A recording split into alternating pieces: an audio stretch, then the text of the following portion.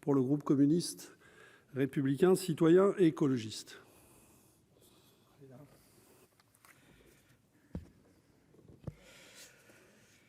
Monsieur le Président, Madame la Ministre, mes chers collègues, nous avons proposé ce débat non seulement pour dresser un bilan des conséquences de la procédure nationale de préinscription et d'orientation des candidats dénommés Parcoursup, mais aussi pour échanger sur l'université et encore plus généralement sur les missions du service public de l'enseignement supérieur. Nos sociétés, par leur système productif, restent grandement dépendantes des matières fossiles, le charbon, le pétrole et le gaz, sur lesquels elles ont bâti leur essor à la fin du XVIIIe siècle.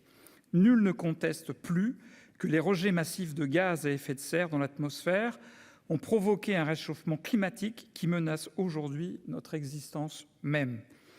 Il a fallu près de 3 siècles pour développer une économie exploitant à l'extrême les capacités des énergies fossiles.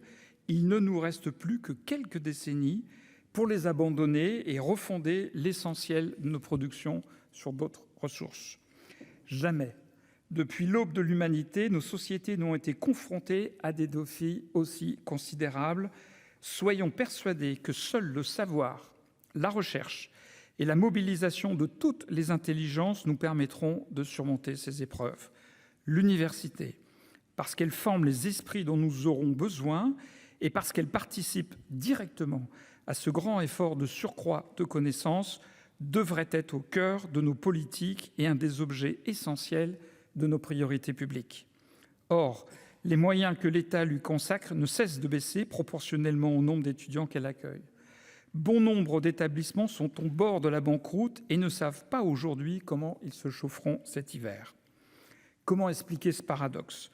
Comment comprendre cette contradiction entre nos énormes besoins en matière de formation et de recherche et la pauvreté des moyens de l'université? Quelle est la cause de ce mal français? Il procède principalement, à mon avis, du fait que les élites françaises ignorent l'université et parfois la méprisent. Elles considèrent de façon générale qu'il n'est point besoin de trop investir dans l'université tant que les grandes écoles continueront d'assurer leur reproduction. Cette dichotomie entre des grandes écoles bien dotées et des universités nécessiteuses est ancienne et trouve sans doute son origine dans les réformes napoléoniennes.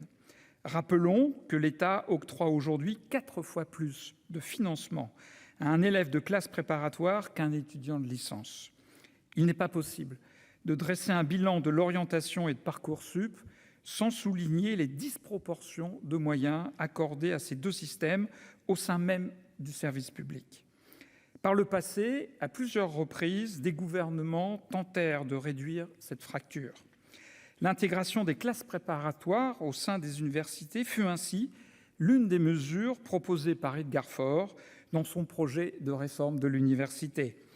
Une réaction corporatiste relayée par des ministres importants de son gouvernement, eux-mêmes issus des grandes écoles, l'obligea à y renoncer.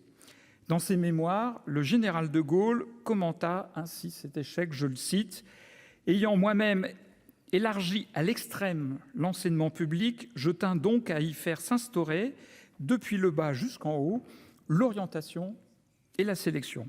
Il me fut une fois de plus démontré qu'à moins de faire table rase par la dictature ou par la révolution, aucune institution ne peut vraiment être réformée si ses membres n'y consentent pas. » Je cite à dessein le général de Gaulle, car c'est sous son gouvernement que le processus de démocratisation de l'université a connu son évolution la plus radicale. Entre 1958 et 1968, le nombre de bacheliers généraux fut multiplié par 3, comme les effectifs d'étudiants qui passèrent de 170 000 à 500 000, et celui des ingénieurs qui doubla. Je rappelle que le CNRS comptait 6 000 agents en 1958 et 16 000 en 1968. Cet accroissement sans équivalent fut pensé et organisé pour accompagner des investissements massifs dans tous les domaines de la science et de la technologie. Il fallait des cerveaux pour les programmes très ambitieux consacrés notamment aux industries nucléaires et spatiales. Maurice Duverger a résumé cette politique par cette formule: dans les sociétés industrielles, le malthusianisme universitaire est une absurdité. Alors que nous sommes présentement Confronté à des objectifs technologiques bien plus considérables, cet exemple d'une planification réussie qui lie l'augmentation de l'offre de formation à l'accroissement des moyens de la recherche doit être pris pour exemple. Il est inconséquent de vouloir porter l'effort de recherche et de développement de la France à 3% de son PIB sans investir massivement dans ses universités. La difficulté, je le conçois, est d'organiser cet effort de formation pour qu'il participe au développement de nos capacités de recherche, tout en préservant la nécessaire autonomie pédagogique des universités et sans amoindrir les ressources d'une recherche fondamentale dont les apports ne seront effectifs que dans plusieurs décennies. Cette équation, très difficile à résoudre, oblige préalablement l'État à réfléchir à une programmation, à la discuter avec les scientifiques et à faire in fine des choix politiques. Autant de perspectives singulièrement ignorées par la mal nommée loi de programmation de la recherche. Pour être plus concret, j'aimerais prendre l'exemple de la formation des médecins. Pour réduire les dépenses de santé, il a été décidé il y a plusieurs dizaines d'années de diminuer le nombre de médecins formés. La réussite de cette politique est telle qu'il faut maintenant renverser la logique pour réduire la carence de médecins.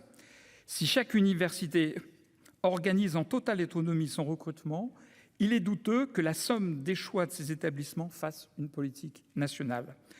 Dans son rapport sur la mise en œuvre des réformes de santé, notre collègue, la sénatrice Sonia de la Provôté, a proposé que le recrutement des étudiants en médecine obéisse à des objectifs infrarégionaux définis nationalement pour tenter de mieux satisfaire les besoins des territoires. La logique qui sous-tend la procédure dite de Parcoursup est radicalement inverse. Sa seule finalité est de donner aux établissements les moyens techniques d'ajuster leur recrutement à leurs moyens budgétaires. Parcoursup leur permet de gérer la pénurie en conformant les demandes aux moyens. Parcoursup est le lit de Procuste de l'enseignement supérieur. Les termes du débat que nous vous proposons dépassent donc la comparaison comptable des mérites respectifs d'APB et de Parcoursup ou la simple revendication de l'abrogation de cette dernière procédure.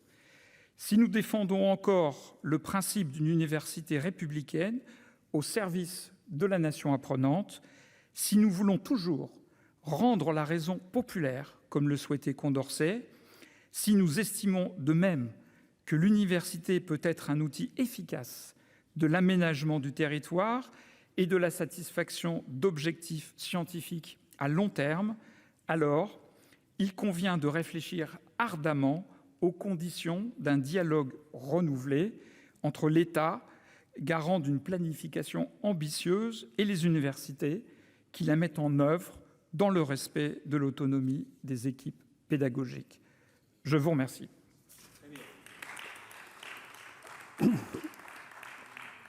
Merci, monsieur Ouzoulias. Madame la ministre, allez-y.